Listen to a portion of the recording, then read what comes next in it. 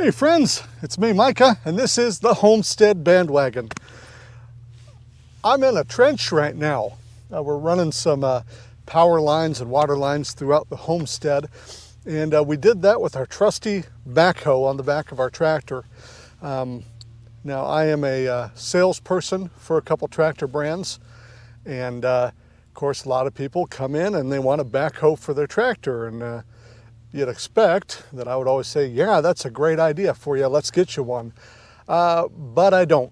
And that's what we're going to talk about today. We're going to talk about whether or not it's a good idea for you to buy a backhoe for your tractor. And boy, I'm sure people really disagree with me on this one, but hey, it's okay for us to have different opinions. So I'm going to try to figure out how to get out of this hole and get to the camera. We'll walk through this trench and talk about, whether or not it's a good idea for you or someone to buy a backhoe for their tractor. Let's get it.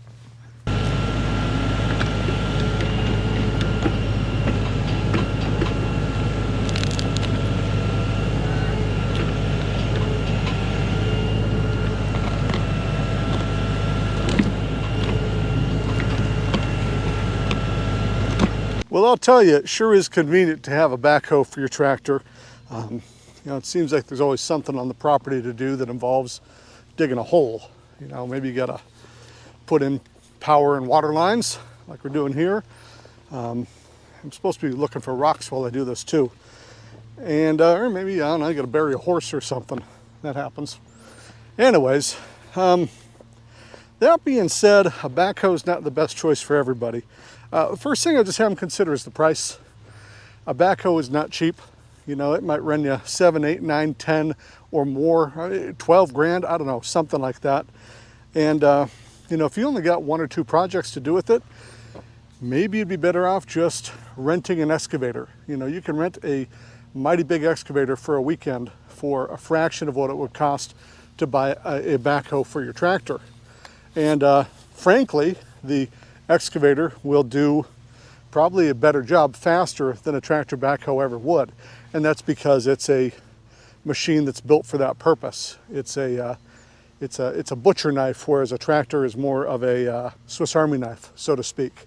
And that's what's nice about tractors. They're inexpensive, and you can put a lot of stuff on them to do a lot of jobs okay. They're a jack of all trades, but a master of none, so to speak.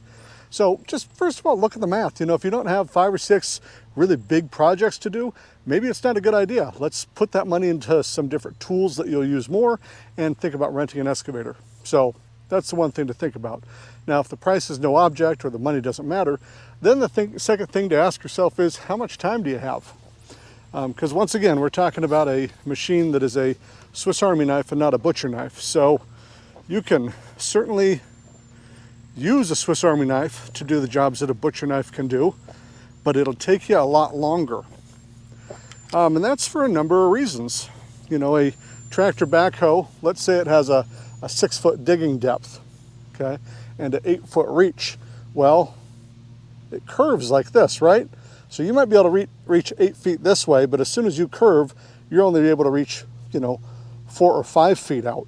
So unlike a dedicated backhoe unit, like a case backhoe or something, you're always jumping out of the backhoe seat to the driver's seat to move the machine forward. So it takes a long time to dig a ditch. This ditch we're walking through right now is 500 feet long with a couple stubs. It took us, I think, about 14 hours to dig it. That's a long time, when a mini excavator would have probably had it done in 5 hours, okay? Because you can just flip that, you can just move that thing as you dig, whereas the tractor, you're constantly jumping out of one seat into the other. Now, people will say, well, you could just use the backhoe bucket to push the tractor along. I don't advise that. And they'll say, well, I could do it with my case backhoe. I get it, you could, but your case backhoe is a unit meant to just have that backhoe permanently attached. It's one unit, so it's kind of meant to do that rough action.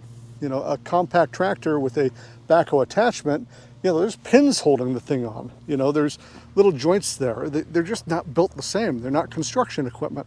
It's something that's meant to be easy to take on or put on and take off. So pushing your tractor around using the backhoe bucket, you can cause some damage. You really can. People might poo-poo that, but I've seen it. Okay, there's a third thing I'd like you to consider if you're considering a tractor with a backhoe, and that is just make sure you're okay with the limitations of the power of the machine. So like behind me, I've got a small tractor here. It weighs about 2,000 pounds. You know, if you're out there trying to dig up old oak tree stumps that have been in the ground for 100 years, you may be sorely disappointed.